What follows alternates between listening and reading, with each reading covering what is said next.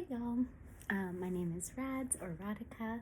I use they, she pronouns, heavy on the they, and we are back. We being me and Mina, and also my friend Maple. Both of these girls, are from Tiny Protectors, and I will talk a little bit more about that in a second. This is not an ad, but yeah. Mina and I are back today for the second day of the 16 Days of Activism, and I wanted to talk a little bit more about what that actually is. So the 16 Days of Activism is an annual observance, coordinated, most would maybe say now, by the United Nations, and it runs every year from November 25th to December 10th. November 25th is the International Day for the Elimination of, I would say, of gender-based violence, but technically the name is the International Day for the Elimination of Violence Against Women. And December 10th is the anniversary of the Universal Declaration of and on Human Rights, also sometimes known as Human Rights Day. So the 16 Days of Activism against gender-based violence is not just about those 2 days. There's also a observances that happen in between. For instance, November actually, in Canada at least, is Indigenous Disability Awareness Month. This has been recognized at least since 2015, so that means this year marks 10 years officially since IDAM, Indigenous Disability Awareness Month, started being recognized. Also, there's just a lot. December 1st is World AIDS Day, and as we are currently living through the COVID-19 pandemic and possibly also bird flu, other flus, I think World AIDS Day always matters, but especially as we're in year 5 of a pandemic. World AIDS Day, we will talk a little bit more about that on the day itself, but the name is pretty self-explanatory. It is to both raise awareness about and advocate for people living with HIV and or AIDS, to raise awareness about prevention, what you can do if you do have HIV and or AIDS, and just so many other things. There have been a lot of medical advancements that do mean that folks with HIV and AIDS can live longer and full lives, but that really can only begin to happen, I think, when we, amongst other things, eliminate, healthcare apartheid, medical debt, ableism, so many things, which brings me to another thing. December 3rd is actually also World Disability Day, and I'm super excited for that day. I will save it for then. But the 16 Days of Activism is a really cool campaign because it invites people into connected and global action. It invites us all to put our attention on something, ending gender-based violence, for 16 consecutive days. And amongst other things, I have been taught and believe that what we put our attention on grows. So it just feels really special to take part in this campaign every year. And there are so many ways to take part. I, in the last 4 or 5 years, have run, 7 campaigns, and then it kind of became 10 last year. And then we're doing something pretty different this time. But yeah, I've learned a lot in that time. I think my design skills have improved greatly. Also, just in terms of accessible design, I've learned a lot. And I don't really like the framework or terminology of accessible design, but just design and digital graphic design work that is more widely accessible, hopefully to a broader audience and range of people, regardless of their, different needs. So we're gonna bring Maple in now. Let's share a little bit of history. So, yesterday, November 25th, actually marked 65 years since the murder of three women, the Mirabal Sisters. They are often known as las Mariposas, or the butterflies.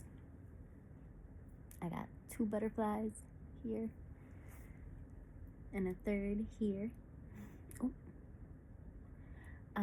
But yeah, these women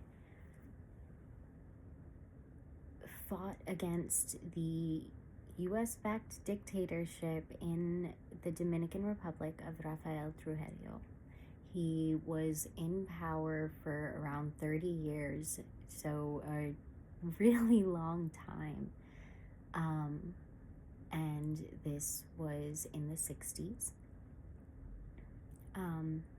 Well, 60s was kind of when his power was starting to decline. But yeah, these three women, Minerva, Patria, and Maria Teresa, I'm sorry if I mispronounced that, these three Mirabal sisters, were really significant in the movement against him to start the decline of his power, and eventually, though they were not alive to see the end of his reign, they were incredibly important catalysts in bringing that about. So this is a very, very trimmed down history lesson, but Minerva and her husband actually started a political movement. There was I believe it's spoken about as a failed coup attempt, or not even a coup, but an assassination attempt on June 14th or July 14th? June 14th, I think. 1959, the assassination attempt did not go as planned. I believe several people were jailed. This was not the first time that political dissidents had been jailed. But yeah, and eventually that actually became a political party where they were organizing political power to be able to bring Rafael Trujillo and his dictatorship, his 30 years long reign, to an end. And I want to back it up a little.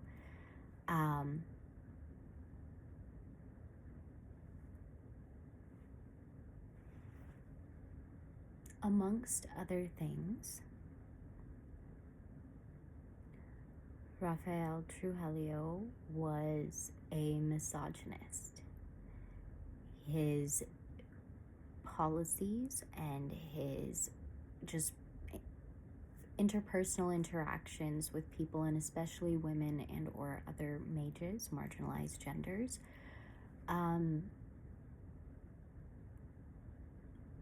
I would call him predatory. Yeah. When you look up the Mirabal Sisters in the context of the International Day for the Elimination of Violence Against Women being, named and commemorated and celebrated to honor them and their legacy, a lot of times people start off with a party that the Mirabal family was invited to. So they were a middle-class family, not necessarily the types of people that would normally be in Trujillo's circle. I'm just gonna say it was a very Doug Ford, Gavin Newsom type of situation. Trump even, just, rich people patting each other on the back and patting each other's pockets. That was a detour, but yeah, the Mirabal family was invited to a party at Rafael Trujillo's mansion, or the presidential, where he was at. And this is not really an invitation you could say no to.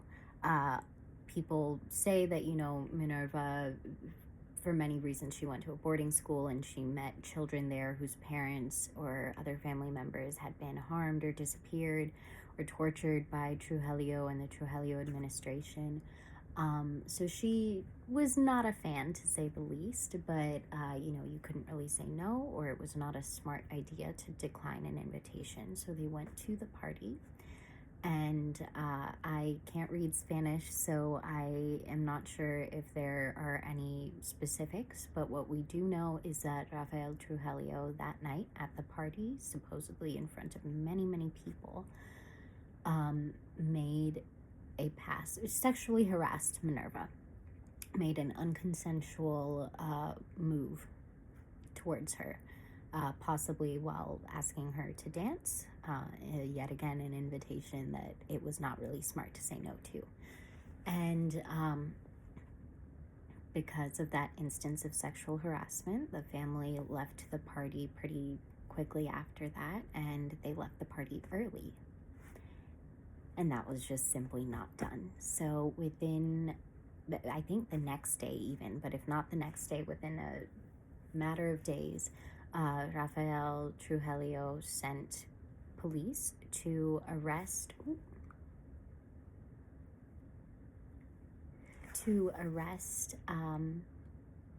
the girl's father. The father, I believe, was a professor or a teacher, had done nothing wrong, but was arrested on pretty obviously false charges. This was not new. Trujillo would often harm, harass, surveil, and threaten his opponents or people that he viewed as potential opponents or threats to his power and to his regime. We're going to fast forward a little. Trujillo's power just started to grow, and I think that the women, and not just the women, but the sisters, were increasingly not willing to tolerate such harm to themselves and their communities and their country. So yeah, they, like I said, began to organize and amass political power. I, again, have not done tons of research into this, but, specifically into the Mirabal Sisters and their organizing against the Trujillo regime. But like I said, there was the political party named after the June 14th attempt to end Trujillo's power. How we doing? Yeah, and let's just fast forward to the end of the Mirabal sisters' lives. November 25th, 1960. The Mirabal sisters, they were out of jail this time, but I believe their husbands had been jailed yet again on false charges or for attempting to harm the president. And, they were held in jail for a really long time, isolated. And of course, the women, the Mirabal sisters, wanted to see their husbands. So they were lured into a trap, essentially. They were told that they would be going to a very remote prison to where their husbands were being held, and I can't remember if they said they would be released or if it was just like a visit, but either way, the women were in a pretty desperate position. It had just been, a really long and unnecessary and politically motivated separation.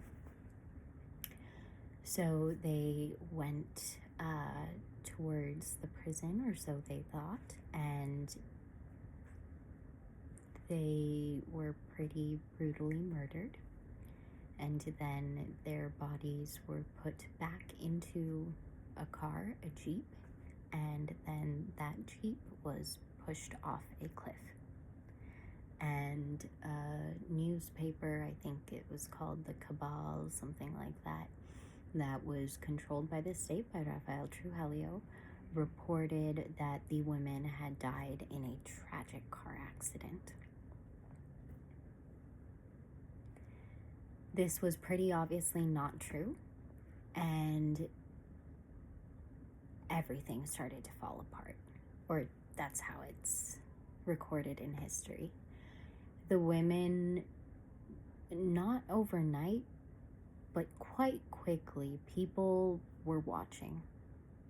People were watching. Their attention was on the Dominican Republic, and their attention was on these women and their supporters, and the growing movement against Rafael Trujillo and his consolidated power. We're gonna pause. Let's do some shoulder rolls.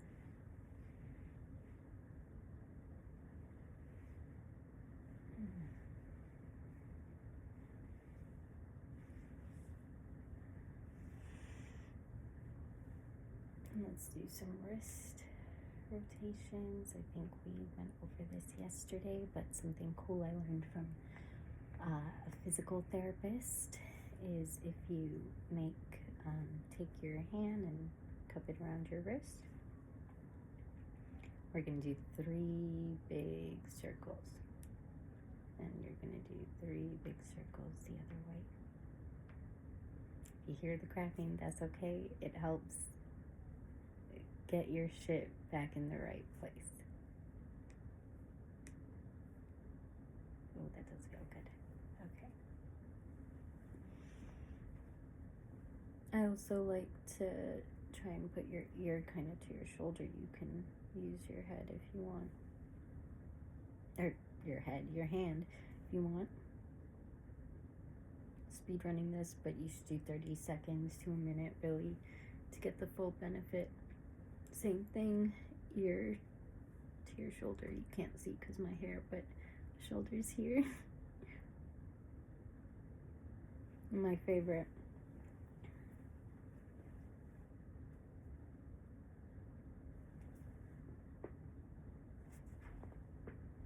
Don't twist your back like that.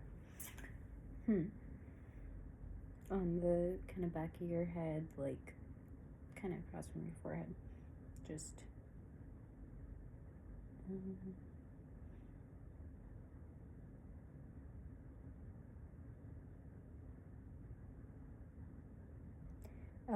you're tucking your chin into your chest, but really using this light pressure to stretch out like this back of your neck area.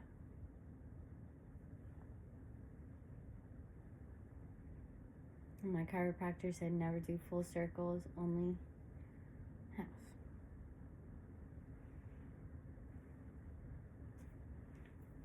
Okay.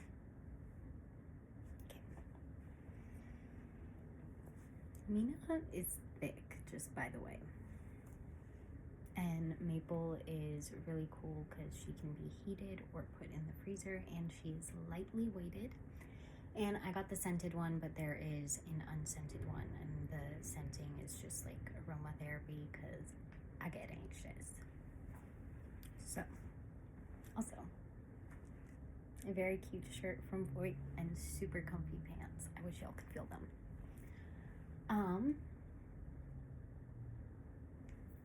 Yeah. Like I said, the Mirabal Sisters murder on November 25th. 1960. I did take my meds today yet again.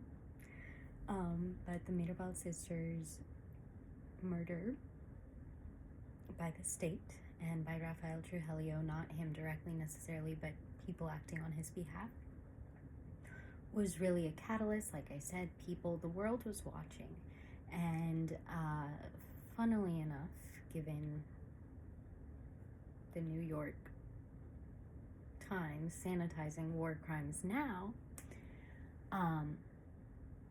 the New York Times is named as one of the more significant international reportings on this. But like I said, the state newspaper controlled by Trujillo reported this pretty flimsy, quite easily detectable as just false, not true, story about the women getting into a car accident and meeting an untimely and tragic end in that way. And people knew really that Trujillo was absolutely behind the murder, and people they were like, okay, enough is enough. Like, why would you kill 3 young, innocent women? All they did was organize against you, really. And after 30 years in power, maybe that's okay. So Minerva actually said, I wish I knew the original quote, but she famously said, "If they kill me, I will reach my arms out from the grave and become 10 times stronger." And she did. The 3 sisters, Las Mariposas, did. The New York Times, like I said, reported on their front page that these 3 women had been murdered by the state. And it took off all around the world. People were outraged. I don't know when exactly, but some sources say, and I take this with a grain of salt because let's remember the U.S. did back Trujillo for a long time during his dictatorship and the rise to power. I'm not a political scientist, but I do know some history, and it does seem like it was really to continue to have a foothold in Latin America, especially with Fidel Castro's rising power and other, revolutions and decolonization movements taking root across Caribbean and the Caribbean islands, Latin and Central America, South America, I believe. I know a lot less about South American history. I don't know that much about what I'm saying, but yeah. Like I said, New York Times was pretty significant. Other newspapers all around the world started also reporting on the murder of these women. And eventually, I think within 6 months of the women's death, Trujillo was assassinated by allies, close confidants, and his reign on and over power on paper came to an end.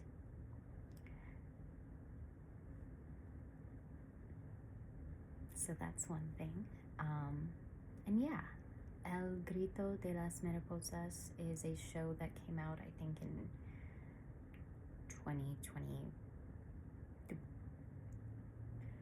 It came out at some point in the last few years. It is a Columbian produced and directed, film distributed show, I believe. It is on YouTube with subtitles if you're okay with auto translation. So we will link that. Or I'm not super familiar with YouTube, but I will figure out a way to tell y'all where that is. That is a fictionalized drama mini-series about the life of the sisters. There is also a movie called In the Time of the Butterflies, I believe. I'm not sure where to watch that, but that is also about the women. And yeah, fast forwarding just a little bit more into some feminist history, how the International Day for the Elimination of Violence Against Women actually came about and be in their honor. So in 1981, the Mirabal Sisters, they were known in their lifetimes, and then there was actually a 4th Mirabal sister, Dede or Didi, I'm not sure. She passed, I believe, in 2014. But she made it her life's mission to preserve the story and history and living legacy, still really, of her sisters. I believe that their childhood home in the Dominican Republic is now a museum dedicated to the Mirabal sisters and their lives. I believe that Didi eventually, and other family members from the Mirabal family, they did eventually, were elected into political office or serving different roles There's been a lot of work against gender-based violence. I found some really interesting articles from 2011 that spoke more about Trujillo's, dictatorship and the legacy even after he was technically no longer in power, just how much work still had to be done to really bring women into politics. There was, supposed to be kind of quotas and representation oriented towards gender equity. And at that time, the article was saying that those quotas have never been met, and that certain misogynistic politicians would give the excuse like, oh, there's not enough women, and there's women. You just gotta let women do the things sometimes, and women sometimes, even if they don't let you, you gotta just do the things. But yeah, the Mirabal Sisters were very well known, and in death perhaps became only more well known and celebrated for the impact of their organizing.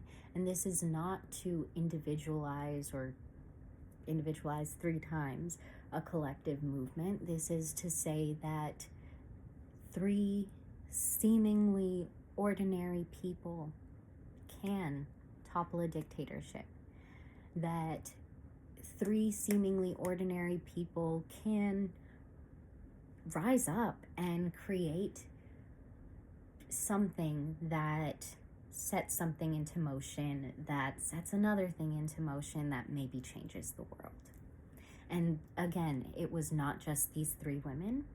They are the celebrated symbols of this movement, and that is a beautiful thing, but it was the people that they organized behind them. And there's so much more to say that could be gotten into, but I will save that for later in our 16 Days series. And today I will just say that in 1981, at the first, I believe, maybe the second, but I'm pretty sure the first Latin American and Caribbean feminist conference, the attendees decided that from that point on, 1981 on, November 25th would be a day to honor the Mirabal Sisters, to honor their lives, legacy, and to continue their movement against fascism, against gender-based violence, against rape culture. And to me, these are the same things, because what is central in both is a lack of consent. We have a zine that we will share, Consent Action, Land Back in Palestine. It goes through teachings from the Palestinian Feminist Collective and Yellowhead Institute, and from Yellowhead Institute specifically their Land Back Red Paper, and the section on Spectrum of Consent, which explores how Indigenous consent is ignored, negotiated, enforced, coerced, and it's a really, really wonderful, you should definitely absolutely check out the original works that the zine pulls from and attempts to honor and carry forward the knowledge and teachings of, or not carry forward, but help to spread the dandelion seeds. So 1981, that is when the Mirabal Sisters and their commemoration on the day of their transition into beloved feminist ancestorship. Since 1981, that has been commemorated in their honor and as a day for international attention and intention and action towards liberation. And that can mean a billion different things. It can look 1,000 different ways. But we can all start somewhere, I think, is the main point. And then eventually in 1991, maybe, don't quote me, eventually even the United Nations adopted that day from, declared by the Latin and Caribbean American Feminist Conference. They adopted November 25th and declared that to be the International Day for the Elimination of Violence Against Women. And in honor of the Mirabal Sisters, which is not just because it's winter. It gives me chills a little bit to think about that. And I really wish that they were, excuse me, I wish they didn't meet the end that they did, and I wish they were here to see the fruits of their labor and love work. But I think in some way, shape, or form that they are. I think the symbolism of the butterflies, the Mariposas, is so sacred and special. It reminds me, amongst other things, of that Ruth Wilson Gilmore quote, abolition means believing in the possibility of transformation. So I'll just read a little tiny bit from a statement we shared yesterday. Where is she?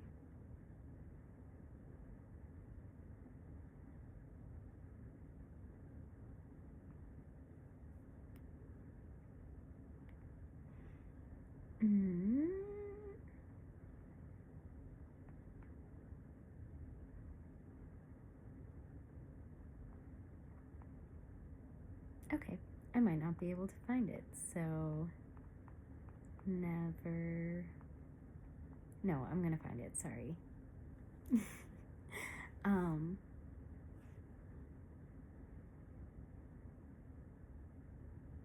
not gonna make y'all watch me look for it. So we will talk real quick about tiny protectors. So this is Mina, this is Maple. This is not an ad.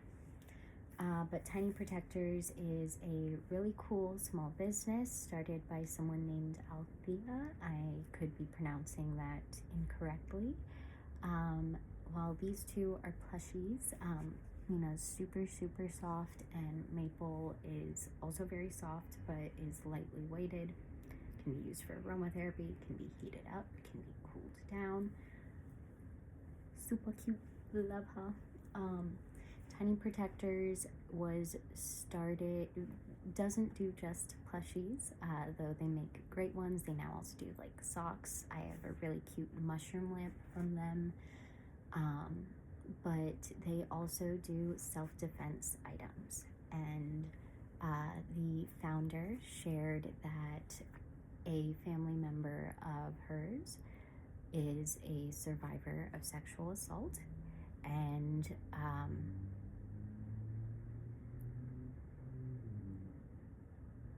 the founder wanted to protect their family member and thought a lot about what safety can mean or should look like. And I can't and won't speak for the brand, but I do encourage folks to check them out. I have some things on my keychain, even though, thankfully, knock on wood, I feel safe in my day-to-day life now. It is just nice to kind of have something. In Canada, you cannot have pepper spray or stun guns, but she does have some like tasers, if that is something that you are comfortable wielding, and if that's legal for you to carry and use as a self-defense tool where you are at. And with the stun gun, there's some sort of like, I don't know my language, but there's like a release mechanism. So if it detaches from like the strap that's on your wrist or something, it disables immediately, so it cannot be used against you. There's just a lot of really caring intention put into these designs and products. So yeah, if you are looking to treat yourself, not to engage in hyper consumerism. Well, I don't like supporting big corporations. Again, this is not an ad, and I am not telling you what to do with your money or time or attention. But if you are looking for something sweet, and if you are someone who likes soft things, I would just say check them out. I love Mina. I love having maple. There is also an unscented version. Yeah. So we just hit 35 minutes. So I will paraphrase from the statement. This was written yesterday, November 25th, and was shared first on our Threads account, I believe. But yeah, we just said, so today, on the 65th anniversary of the Mirabal Sisters' transition into beloved ancestorship, we say thank you. Gracias por siempre, I believe, is thank you forever. And we honor their courage, their integrity, and their militant conviction against the fascist in power and the various mechanisms of fascism and gender-based violence and rape culture that informed and upheld and further polluted his reign as dictator and his just that Trujillo period of fascism. That's paraphrasing, but yeah, and I think one of the best ways to honor these women and carry their mission and vision forward is to proudly and loudly and firmly and always stand up against rape culture whenever and however you see it. And I will say, you do want to be safe. But yeah, another zine that we do have is our 5 ABCs and 5 Ds of bystander intervention. The ABCs are just kind of 3 reminders for when or if you are trying to engage as an active bystander, just some considerations for yours and everyone's safety. And then the 5 Ds framework is really, really cool. It was developed by Green Dot, or Right to Be, in collaboration with Green Dot. It is 5 methods, all starting with a D to just help create some ease in remembering this. It's 5 different methods to intervene against hate and harassment. It was first developed against, catcalling and kind of street harassment and stuff like that. But it has expanded since I think the 5 Ds were first put out into the world in 2012. And since then, they've just expanded so much. You can visit Right to Be's website and check out the free virtual trainings that they offer every single week, sometimes multiple a day. They also offer some certifications. Those do have a fee attached, but they are things you can put on your resume. There's an active shooter intervention, or not. Look at the website. But yeah, Right to Be is really wonderful. And last little bit for this video, this year's theme for the 16 Days of Activism campaign is actually ending digital violence. So I really want to I think that's an incredible initiative. Digital violence is real, and it is an increasingly urgent and pervasive and rampant problem. There are so many different forms that digital sexual violence and even digitized violence can take. Speed run at the end here of just some resources.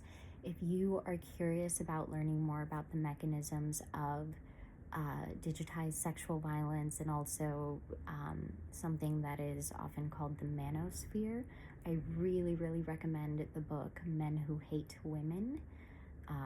The subtitle is something like On the Ins and Outs of Extreme Misogyny from Pickup Artists to Incels, and something by Laura Bates. Men Who Hate Women by Laura Bates. She is an investigative reporter who went online, kind of undercover, into these red pill incel communities for years, and it is an incredibly well researched and well written book I appreciate that she is sharing information, but also making really vital connections to how this manosphere ideology is permeating our everyday. There was a really great example about, I forget what manosphere ideology specifically it was, but there was Mike Pence kind of promoting this never speak to women that are not your wife alone. And saying, yeah, I use that for hiring and all these things, which, I'm paraphrasing again, but she just makes the connection to this manosphere and extremely misogynistic ideology, but also says this is a normalizing this. Other people might start doing this, and it further hurts women in the job market. Now they're being shut out of opportunities that they are otherwise fully qualified for just because of a false belief that false reports of rape are common. Like, that's just also straight up not true. But yes, Men Who Hate Women is a phenomenal read. There is also something called SPARK, that stands for Stalking Prevention Awareness and Resource Center. SPARK does not provide direct support to victims, but SPARK has their resource center. So they have tons of resources. There's resources for victims. They have more on like all forms of stalking, but there's a lot of information on tech facilitated stalking or harassment. They have a fact sheet that I think is super helpful in just explaining, some of what this is, what it can look like. They have like stalking logs and report templates. There's also something, it's not created by Spark, but they have a link to it, called the SHARP tool, that stands for Stalking, Harassment, Assessment, and Risk Planning. And it is a series of, I want to say like 40 questions. It takes maybe about 20 minutes, can be longer than that. And you just answer these questions. I appreciate how simple it is, and at the end of that, it puts together a report for you. There's 2 PDFs that it will generate. One is for you and can be shared with whoever you choose. That kind of offers just a summary report of the harassment and the stalking with a timeline, and also just using words that law enforcement will recognize. And this tool has been used for individuals to help safety plan, but has been used to help get more protection or protective services, restraining orders, things like that. I'm going way too much into detail with these things, but yeah, Spark, their handle on social media is Follow Us Legally, I believe. But they are super wonderful. They have tons of resources. They also have resources like informational resources, or how to reduce harm. So there's stuff for like campus security and police and things like that. And so I know the folks at U of T definitely need to brush up on their shit. But yeah, Spark is another, that's SPARC. That is another wonderful, phenomenal resource. And yeah, last one I will mention is Against Digital Harassment, actually inspired by the 5 Ds from Right to Be. Sexual Violence Prevention and Awareness, or SVPA_official is their handle. They actually recently developed a 5R framework to intervene against digital violence or digitized hate and harassment. So all of those are super, super interesting and useful resources, I think. Oh, and last thing, I can't share news articles in Canada, but actually we will make a separate video on Meta and things that are coming out about them. Surprise, surprise, they're in more court cases. But yeah, we are coming up now at the 45-minute mark, so way longer than intended, but I hope that this was a useful or interesting little exploration of some history for folks. And from Mina and Maple and me, take care. I wish you a very, very happy Wednesday, next week will be World Disability Days, so definitely check us out. Come back to this channel to see what we're doing for that. And yeah, love to the Mirabal Sisters, love to all survivors, and love to all who do see it as their job and responsibility, or something they are invested in even without having a personal experience of violence. Just to all those who truly support survivors and listen to survivors, believe us, and let us lead. Yeah. Okay. Goodbye.